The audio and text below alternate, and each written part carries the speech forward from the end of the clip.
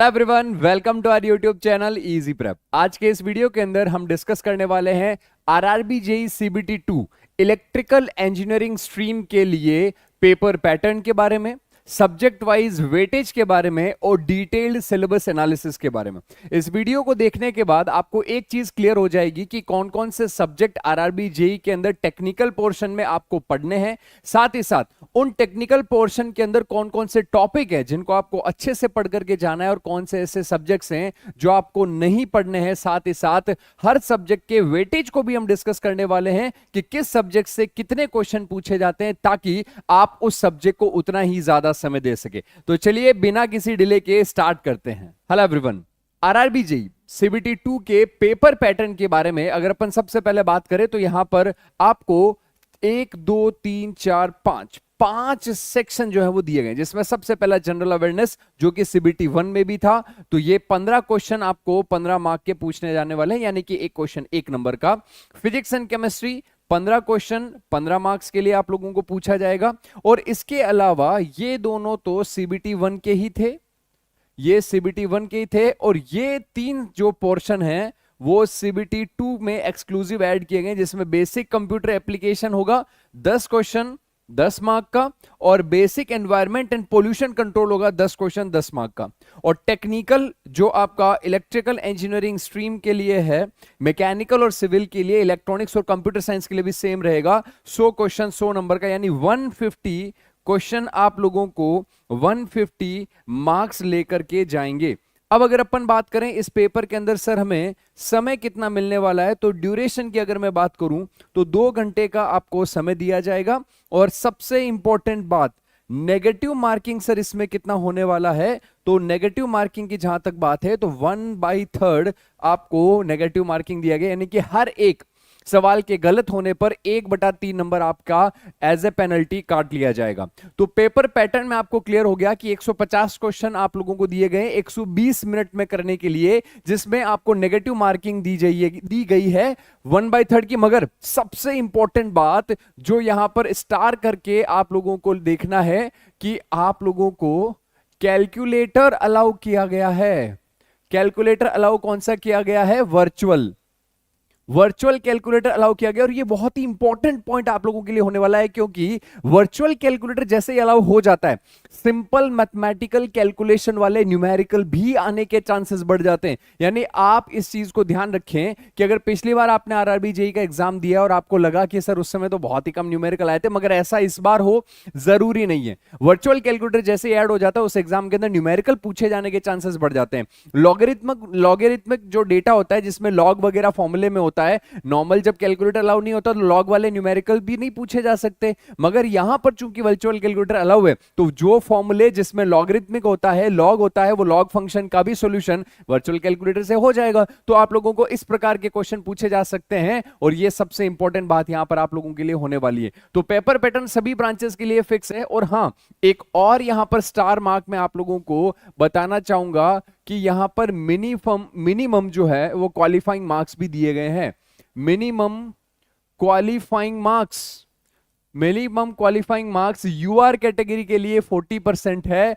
आप तो इसी को अपना आदर्श मान के चलो, मिनिमम 40% मार्क्स लाने हैं। एक मिनिमम क्राइटेरिया फुलफिल करोगे 40% का, उसके बाद ही आपका सिलेक्शन हो पाएगा। तो आपको मिनिमम जो क्वालिफाइंग मार्क्स है उसको क्वालिफाई करना बहुत जरूरी है। ये हाईएस्ट यूआर के लिए है, फिर उसके बाद ओबीसी और एससी एसटी कैटेगरी के लिए उनसे कम है। तो अपन टारगेट लेके चलते हैं कितना है। तो पेपर पैटर्न आपको क्लियर हो गया, सब्जेक्ट आपको क्लियर हो गए, ड्यूरेशन क्वेश्चन क्लियर हो गया, नेगेटिव मार्किंग क्लियर हो गया, कैलकुलेटर और उसके अलावा मिनिमम क्वालिफाइंग मार्क्स क्लियर हो गए। अब अपन बात करते हैं इलेक्ट्रिकल स्ट्रीम के लिए कितने सब्जेक्ट पूछे जाएंगे सर, उसके अंदर कोई सेगमेंट्स भी बने हुए हैं क्या, और किस सब्जेक्ट से कितने क्वेश्चन पूछे जाने के चांसेस हैं। तो सबसे पहले मैं आपको यह बता दूं कि आरआरबी जेईई सीबीटी 2 टेक्निकल का जो सब्जेक्ट वाइज वेटेज है, ये सिलेबस जो है आप लोगों का सेम जो है, ये सिलेबस आप लोगों का सेम एसएससी जेईई से उठाया हुआ है।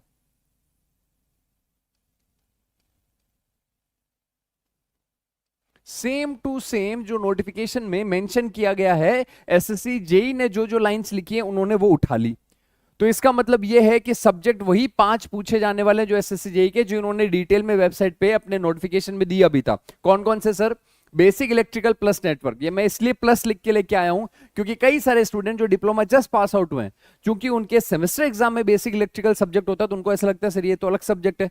Basically basic electrical plus network एक ही साथ पढ़ाया जाता है आप लोगों को, और ये जो सब्जेक्ट है ये आपको 23 से 27 मार्क्स का पूछा जा सकता है। ये नंबर चूंकि यहां पर सेम ही रहेगा क्योंकि एक नंबर का एक क्वेश्चन होता है, तो ये वेटेज आपको यहां पर सेम नंबर देखने को मिलेंगे। ये नंबर ऑफ क्वेश्चन है और ये नंबर ऑफ मार्क्स है। तो अपन क्वेश्चन की बात कर लेते हैं। नेटवर्क सर इतना कम क्यों? क्योंकि पिछले 4-5 साल से ऐसा लगातार हो रहा है कि पावर सिस्टम, मशीन, इनका वेटेज थोड़ा सा बढ़ा है और नेटवर्क में कहीं ना कहीं थोड़ा सा वेटेज कम हुआ है। हालांकि ऐसा नहीं है कि वेटेज बहुत कम हो जाएगा, मिनिमम 22 नंबर, 20-22 नंबर का तो नेटवर्क आना ही आना है। उसके बाद में 4-5 नंबर ऊपर नीचे भी हो सकता है, इसलिए आपको मैं एक रेंज दे रहा हूं कि 23 से 27 मार्क्स के आसपास आपको बेसिक इलेक्ट्रिकल प्लस नेटवर्क देखने को मिलेगा। अगर सबसे हाईएस्ट प्रायोरिटी की मैं बात करूं तो भैया power system, utilisation and estimation costing, दुनिया इनको अलग अलग सब्जेक्ट्स के नाम से भी जानती है। सब कोई यूटिलाइजेशन को अलग सब्जेक्ट बताते हैं, एस्टिमेशन को अलग सब्जेक्ट बताते हैं, मगर आप सभी को पता है कि आपके अपने दादा या आपने मुझसे पढ़ा है या फिर आपको पता है कि भैया ये जो सब्जेक्ट है ये पूरा एक साथ ही अपन कवर करते हैं और इसका पूरा कंबाइंड वेटेज 32 से 38 मार्क्स का, ये 40 नंबर तक भी जा सकता है। क्योंकि यहां पर पावर सिस्टम में आप लोगों को जनरेशन भी दिया गया है, ट्रांसमिशन भी, जिनके बारे में मैं अभी डिटेल में बात करने वाला हूं। तो पावर सिस्टम के अंदर generation, transmission, distribution, switch gear protection वाला पार्ट आ जाता है, फिर यूटिलाइजेशन में हीटिंग, वेल्डिंग, ट्रैक्शन वाला पार्ट, और फिर एस्टिमेशन कॉस्टिंग वाला। इलेक्ट्रिकल मशीन में भी आप लोगों को transformer, AC machine, DC machine, सारा पार्ट दिया गया है। मशीन 24 से 28 नंबर का आपको लगभग पूछा जा सकता है, लेकिन सेकेंड हाईएस्ट जो है और थर्ड हाईएस्ट जो है उन दोनों के बीच में टाई भी हो सकता है। मशीन और नेटवर्क लगभग बराबर पूछे जा सकते हैं, और अगर नेटवर्क में से वेटेज कम होगा तो वो वेटेज मशीन को दिया जाएगा, इसीलिए यहां पर मैंने इनमें 2-3 नंबर का ही डिफरेंस रखा है। सबसे कम की अगर बात करें, एज यूजुअल एसएससी जेईई के अंदर जो है आप लोगों को मेजरमेंट और बेसिक इलेक्ट्रॉनिक्स जो है वो सबसे कम पूछा जाता है। कई बार ऐसा होता है कि ये दोनों बराबर बराबर मार्क्स के आ जाते हैं, और कई बार ऐसा होता है कि 2-3 नंबर का डिफरेंस होता है। तो 8 से 10 नंबर का आपको मेजरमेंट और 5 से 8 नंबर का आपको बेसिक इलेक्ट्रॉनिक्स पूछा जा सकता है। आप जो है वो इसको इस तरीके से ना देखें कि सर हमने इधर की टोटल गई तो 90 आ रहा है, इधर की टोटल गई तो 113 आ रहा है। ऑब्वियसली बात है कि अगर 23 नंबर का नेटवर्क आएगा तो पावर सिस्टम हो सकता है 38 नंबर का आ जाए, नेटवर्क उस समय 24 नंबर का ही आए, मेजरमेंट 8 नंबर का है और बेसिक इलेक्ट्रॉनिक्स 4 नंबर का ही दे दे बैलेंस करने के लिए। तो मैं आपको एक आइडिया दे रहा हूं कि भैया कौन से सब्जेक्ट की इंपॉर्टेंस ज्यादा है। Power system, estimation, costing, utilisation maximum importance आपको रखता है यहां पर। इसके बाद में नेटवर्क और मशीन बराबर बराबर, और मेजरमेंट और बेसिक इलेक्ट्रॉनिक्स बराबर बराबर हैं। तो आपको नंबर देख करके अपना समय डिसाइड करना है कि जिसके सबसे ज्यादा मार्क्स उस सब्जेक्ट को उतना ही समय देना है। तो सर बात करें इन सब्जेक्ट्स के अंदर, आप इसका स्क्रीनशॉट भी ले सकते हैं, मैं साइड में हो जाता हूं। तो अगर मैं बात करूं यहां पर कि सर डिटेल्ड सिलेबस क्या है, तो सबसे पहले अपन बात कर लेते हैं इलेक्ट्रिकल के अंदर बेसिक इलेक्ट्रिकल और नेटवर्क का सिलेबस। इसमें आप लोगों को मेन टॉपिक पर अंडरलाइन किया हुआ है। देखो, एक तो बेसिक कंसेप्ट हो गया, सर्किट लॉज हो गए, मैग्नेटिक सर्किट हो गया और एसी फंडामेंटल हो गए। ये 4 मेन टॉपिक है। बेसिक कंसेप्ट के अंदर आपके रेजिस्टेंस, इंडक्टेंस, कैपेसिटेंस पर बने हुए normal voltage, current, RMS value, peak value, इस तरीके के पावर, एनर्जी, इन पर बेस्ड न्यूमेरिकल हो गए। सर्किट लॉ में केवीएल, केसीएल हो गया और थ्योरम्स हो गई। केवीएल कैसे लेन, नेटवर्क थ्योरम्स हो गई। मैग्नेटिक सर्किट में मैग्नेटिक फ्लक्स क्या है, एमएमएफ क्या है, रिलक्टेंस क्या है, अलग अलग प्रकार के मैग्नेटिक मटेरियल हो गया। मैग्नेटिक कैलकुलेशन हो गया, कंडक्टर का डिफरेंट कॉन्फ़िगरेशन के अंदर straight, circular, solenoid, etcetera etcetera, और इसके अलावा सेल्फ और म्यूचुअल इंडक्टेंस का कंसेप्ट है। तो ये आपका मैग्नेटिक सर्किट का पोर्शन हो गया। ये बहुत इंपॉर्टेंट है, इससे तो क्वेश्चन बनता ही बनता है। नेटवर्क थ्योरम से भले क्वेश्चन एक आध कम आ जाए, मगर मैग्नेटिक सर्किट को छोड़ दे ऐसा तो संभव है ही नहीं, आएगा ही आएगा, जिसमें सोलेनॉइड काफी फेमस होता है। ठीक है, इसके बाद बात करें एसी फंडामेंटल। एसी फंडामेंटल में instantaneous value, peak value, RMS value, average value, ये क्या होती है।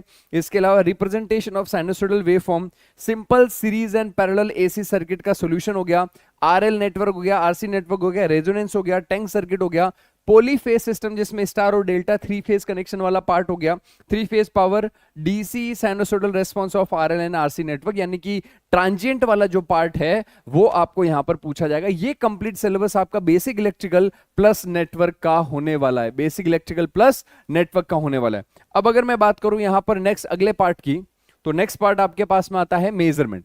मेजरमेंट एंड मेजरिंग इंस्ट्रूमेंट्स की अगर मैं बात करूं तो यहां पर आप लोगों को सिंगल फेज और 3 फेज का पावर मेजरमेंट हो गया, जिसमें एक्टिव और रिएक्टिव पावर दोनों मेजरमेंट करना है।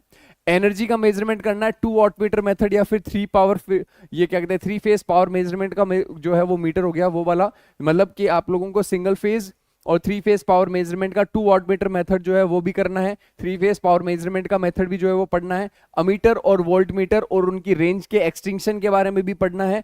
टाइप ऑफ इंस्ट्रूमेंट्स भी पूरा पढ़ना है, जिसमें moving coil, moving iron, PMMC, eMMC, इस प्रकार के सारे इंस्ट्रूमेंट्स वो पढ़ने हैं। एक्सटिंक्शन ऑफ वॉटमीटर भी पढ़ना है अमीटर वोल्टमीटर के साथ। मल्टीमीटर हो गया, हाई रेजिस्टेंस मेजरमेंट के लिए मेगर हो गया। एनर्जी मीटर हो गया, एसी ब्रिजेज हो गए, ये अलग लगे भाई, एनर्जी मीटर अलग है, एसी ब्रिजेज अलग है। सीआरओ भी हो गया, सिग्नल जनरेटर हो गया, सीटीपीटी हो गया, और इसके अलावा अर्थ फॉल डिटेक्शन हो गया। ये सारा का सारा पोर्शन आपका मेजरमेंट के सिलेबस का होने वाला है।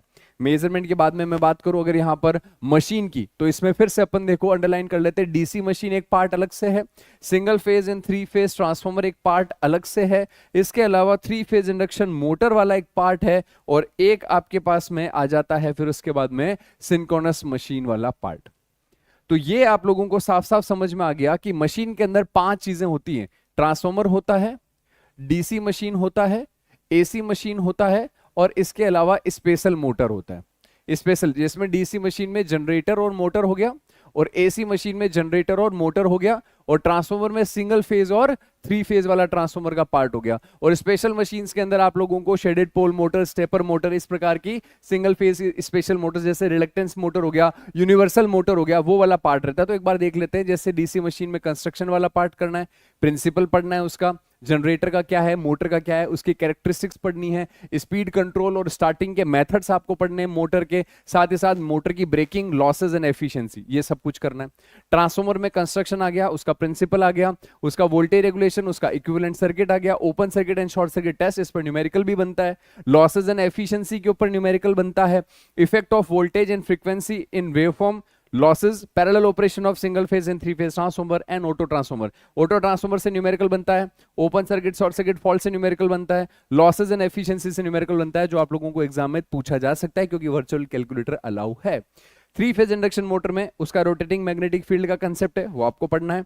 Principle of operation, equivalent circuit, torque speed characteristics, starting and speed control of motor, 3 phase induction motor का। फिर इसके अलावा मेथड है ब्रेकिंग के, effect of voltage and current on speed variation and torque characteristics, fractional kilowatt, ये देखो ये special motor आ गया, fractional kilowatt motor, single phase induction motor, characteristics and application of single phase induction motor. जो fractional and kilowatt Motors हैं, special types की motor के भी question बन जाते हैं। सिंक्रोनस मशीन में जनरेटर मोटर, फिर से 3 फेज ईएमएफ जो है वो कैसे इंड्यूस होता है, आर्मेचर रिएक्शन क्या होती है, वोल्टेज रेगुलेशन क्या होता है। ये चैप्टर काफी टफ माना जाता है, मगर आप यकीन मानिए जब आप क्लासेस के अंदर देखोगे यहाँ पर एकदम हलवा बना करके समझाया गया, चीजें एकदम इतने लूसिड तरीके से समझ में आएगी बेसिक टू एडवांस, जो आप इमेजिन भी नहीं कर सकेंगे। Synchronising control of active and reactive power, starting, अब ये मत बोलना कि सर इमेजिनेशन ही नहीं कर पाएंगे तो कैसे काम चलेगा, भैया एकदम खुल करके इमेजिन कर पाओगे, आपको मशीन चलती हुई नजर आएगी अपनी आंखों के सामने, इतना जबरदस्त जो है वो आप लोगों को समझाया जाएगा। अब उसकी चिंता नहीं करें, उसके बारे में भी मैं वीडियो के एंड में बात करूंगा। इसके अलावा सिंक्रोनस मोटर की एप्लीकेशंस के बारे में आपको पढ़ना है।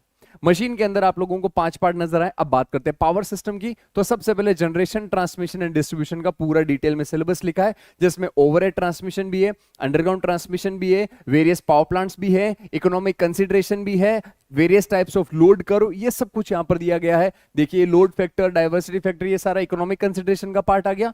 टाइप ऑफ टैरिफ वाला पार्ट आ गया यहां पर। देखो ये वाला type of fault, short circuit current and symmetrical fault, ये फॉल्ट वाला पार्ट हो गया।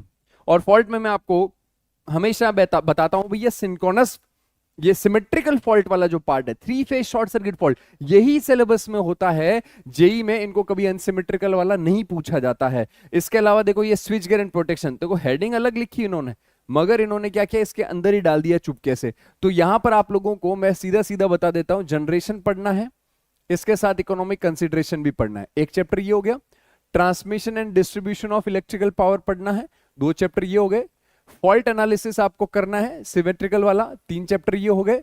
स्विच गियर एंड प्रोटेक्शन आपको करना है, जिसमें आपको फ्यूज, सर्किट ब्रेकर और रिले, ये तीनों ही पढ़ने पड़ेंगे। और साथ ही साथ फिर आपका 5वां चैप्टर आ जाता है utilization of electrical power and estimation and costing, जो लोग अलग सब्जेक्ट के नाम से पढ़ करके बताते हैं, जिसका यहां पर आप लोगों को साफ साफ देखो, यहां पर टाइप्स ऑफ बस बार भी लिखा है बाबा, ये देखो ये रहा, फीडर प्रोटेक्शन, टाइप ऑफ बस बार प्रोटेक्शन, ये पूरा मर्ज प्रेस प्रोटेक्शन, ये फ्यूज वगैरह, ये अर्थ फॉल्ट, ये बकॉल जिले, ये पूरा का पूरा portion switch gear and protection का, यहां से लेकर के यहां तक पूरा लाइटनिंग अरेस्टर हो गया।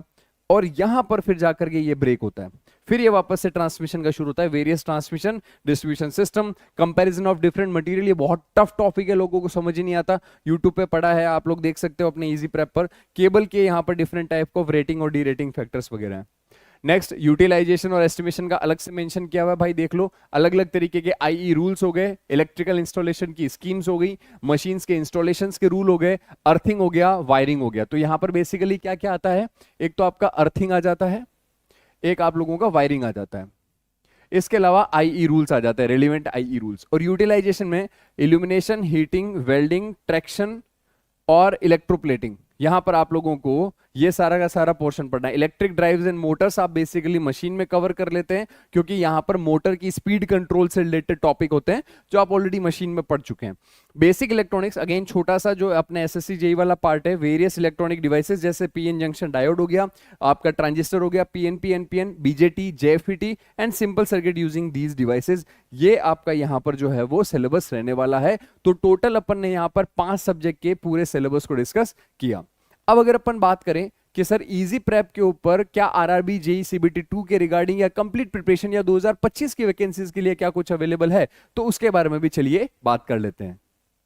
कोर्सेज की जहां तक बात है तो इजी प्रेप पर multiple variety of courses available है, आपकी जरूरत के अकॉर्डिंग मैं सारे कोर्सेज जो है वो एक्सप्लेन कर देता हूं। आपको जो लगता है कि सर मेरे को इस चीज की रिक्वायरमेंट है, उसके अकॉर्डिंग आप अपना कोर्स देख सकते हैं। जैसे वो स्टूडेंट जिनको लगता है कि सर हम तो 2-3 साल से प्रिपरेशन कर रहे थे आरआरबी जेईई का, हमारा थ्योरी एकदम कड़क है, हमें चाहिए प्रैक्टिस प्रैक्टिस एंड प्रैक्टिस, जिसमें ऐसा बैच जिसमें मॉक टेस्ट भी हो जाए, प्रैक्टिस भी हो जाए, हिंदी अंग्रेजी में भी क्वेश्चन हो और डिटेल में हर क्वेश्चन के पीछे का एनालिसिस हो और पूरा लाइव बैच हो, तो उन सभी स्टूडेंट्स को एनरोल करना चाहिए प्रयास 2.0 बैच में। जी हां, न्यू ईयर ऑफर में सिर्फ 499 रुपए में आपको 5000 प्लस टेक्निकल सब्जेक्ट के डिटेल्ड सॉल्यूशन कराए जा रहे हैं हिंदी इंग्लिश लैंग्वेज में, और ये पीडीएफ आप लोगों को डाउनलोडेबल फॉर्मेट में मिलती है और एडिशनल प्रैक्टिस के लिए मॉक टेस्ट भी है। सबसे अच्छी बात बताऊं, 1 ईयर का इसमें वैलिडिटी है और केवल आरआरबी जेईई सीबीटी 2 ही नहीं, अपकमिंग 1 ईयर में जो भी नेशनल लेवल की वैकेंसीज आएंगी उनके मॉक टेस्ट हम यहां पर फ्री में आप लोगों के लिए कंडक्ट कराने वाले हैं। तो प्रैक्टिस करनी है तो ये आप प्रयास बैच ले सकते हैं। सर प्रैक्टिस नहीं करनी है, मैंने सीबीटी 1 की क्वालिफिकेशन तो कर चुका हूं, मैंने नॉनटेक एग्जाम्स की प्रिपरेशन करी थी, नॉनटेक एग्जाम्स में 2-3 साल से लगा हुआ था, तो सीबीटी 1 तो निकल गया, मगर सर टेक्निकल हाथ से छूट गया। अब मेरे को टेक्निकल की प्रिपरेशन करनी है, पहले मेरे को थ्योरी अच्छे से कवर करना है, फिर मैं देखूंगा सर प्रैक्टिस, उसके लिए मुझे क्या करना चाहिए। तो आप आ जाइए इस तरफ, लक्ष्य सीबीटी 2 का बैच। जी हां, लक्ष्य सीबीटी 2 बैच में सिर्फ 700 रुपए में पूरे के पूरे सीबीटी 2 का थ्योरी डिटेल में लाइव प्लस रिकॉर्डेड फॉर्म में कवर कराया जा रहा है। इसमें भी सारी पीडीएफ अवेलेबल है, डाउनलोड कर सकते हो, और साथ ही साथ लाइव नहीं क्लास कर पाओ तो रिकॉर्डेड कर लो, लैपटॉप में भी देख सकते हो, टैबलेट में भी देख सकते हो, फोन में भी देख सकते हो। कंप्लीट कोर्स आप लोगों को आरआरबी जेईई सीबीटी 2 से पहले 100% कंप्लीट करा दिया जाएगा, लाइव प्लस रिकॉर्डेड फॉर्म के अंदर ये अवेलेबल है, आप इसको चेकआउट कर सकते हैं। अब वो स्टूडेंट कि सर मेरे को थ्योरी भी चाहिए और मेरे को प्रैक्टिस भी चाहिए, और मैं ना सर टेस्ट सीरीज जो है ना वो अलग से नहीं लेना चाह रहा, मेरे को तो टेस्ट सीरीज भी इसके अंदर चाहिए, तो फिर आप आ जाओ इस तरफ, लक्ष्य target batch, RRB JEE CBT 1+2 का कॉम्बो बैच, जिसमें सिर्फ 999 रुपए में कंप्लीट थ्योरी मिलेगी, लाइव प्लस रिकॉर्डेड सीबीटी 1 और 2 दोनों का, साथ ही साथ 3000 क्वेश्चन का प्रैक्टिस करने को मिलेगा यहां पे, वो भी लाइव, और साथ ही साथ 20 मॉक टेस्ट यहां पर अवेलेबल कराए गए हैं आरआरबी जेईई के एक्सक्लूसिव टेस्ट सीरीज के अंदर। अगर आप ये प्लान 1 ईयर का लेते हैं तो 999 है, और 2 ईयर का लेते हैं तो 1500 रुपए, और लाइफ टाइम वैलिडिटी के लिए 1999। सर ये लाइफ टाइम किसके लिए? कोई कॉलेज गोइंग स्टूडेंट है, 1 साल बाद आरआरबी देगा, लाइफ टाइम ले सकता है। कोई अभी फाइनल ईयर स्टूडेंट है, वो इस साल नहीं दे पाएगा, अगले साल देगा, वो 2 ईयर ले सकता है। और वो स्टूडेंट जिनको लगता है सर टेस्ट सीरीज प्रैक्टिस सब एक साथ चाहिए, तो वो इस बैच को टारगेट करे, ज्यादा वैल्यू फॉर मनी है, क्योंकि यहां पर वैलिडिटी आपको 6 मंथ का मिलने वाला है, मगर यहां पर आपको वैलिडिटी 1 ईयर का मिलने वाला है, और पैसों में सिर्फ 300 रुपए का डिफरेंस है, मगर टेस्ट सीरीज भी है, लाइव प्रैक्टिस बैच भी है। तो अगर आप दोनों का कॉम्बो चाहते हो तो this is the deadly combination. Sir मेरे को ना आरआरबी जेई के साथ साथ एसएससी भी करने का है, मेरे को स्टेट एजेई भी करने का है, मेरे को यूपीपीसीएल की वैकेंसी आने वाली है उसकी तैयारी करनी है, मेरे एमपी में एमपीपीजी सर रखा है सर मेरे को उसकी तैयारी करनी है, सर महाजनको के अंदर अगले साल फिर से वैकेंसी आ रही है मेरे को उसकी तैयारी करनी है, सर मेरे को गेटको वाला एग्जाम है उसका एग्जामिनेशन है गुजरात में उसकी तैयारी करनी है, हरियाणा जेई की मेरे को तैयारी करनी है, अलग अलग जेई की एग्जामिनेशन अलग अलग स्टेट जेई के अंदर आप लोगों को अपीयर होना है। तो नेशनल जेई हो या स्टेट जेई हो उनके लिए कंप्लीट एक कंबाइंड पैकेज हमने बनाया जिसका नाम है उड़ान बैच। जी हाँ, दी उड़ान बैच। इस बैच के अंदर आप लोगों को फिर से 3 वेरिएंट मिलेंगे, 1 year, 2 year and life time. और अभी न्यू ईयर ऑफर में इन सभी कोर्सेज पे 50 से 70%, 75% तक का ऑफर चल रहा है और सिर्फ 1300 रुपए में 1 साल की वैलिडिटी के लिए पूरे इंडिया का टेक नॉन टेक का थ्योरी लाइव प्लस रिकॉर्डेड मिल रहा है, साथ ही साथ 5000 क्वेश्चन का प्रैक्टिस और 50 से ज्यादा मॉक टेस्ट यहां पर टेस्ट सीरीज में आप लोगों को प्रोवाइड कराए जाने वाले हैं। और सिर्फ 1700 रुपए में 2 ईयर वैलिडिटी आप ले सकते हैं और 2200 रुपए में लाइफ टाइम वैलिडिटी। तो आप अपनी जरूरत के अकॉर्डिंग कोर्स जो पहचाने और इजी प्रेप का मोबाइल ऐप डाउनलोड करके आज ही जुड़िए इजी प्रेप की सबसे अनुभवी और सबसे बड़ी टीम के साथ में। और भी अगर आपके कोई डाउट्स हैं तो कमेंट सेक्शन के अंदर आप लिख सकते हैं, आपको जल्दी उसके रिगार्डिंग भी वीडियो डिटेल में देखने को मिलेगा। चलिए इसी के साथ आज के इस वीडियो में इतना ही, जुड़े रहिए इजी प्रेप के साथ एंड हाँ, do subscribe the channel and share this video. Thank you so much.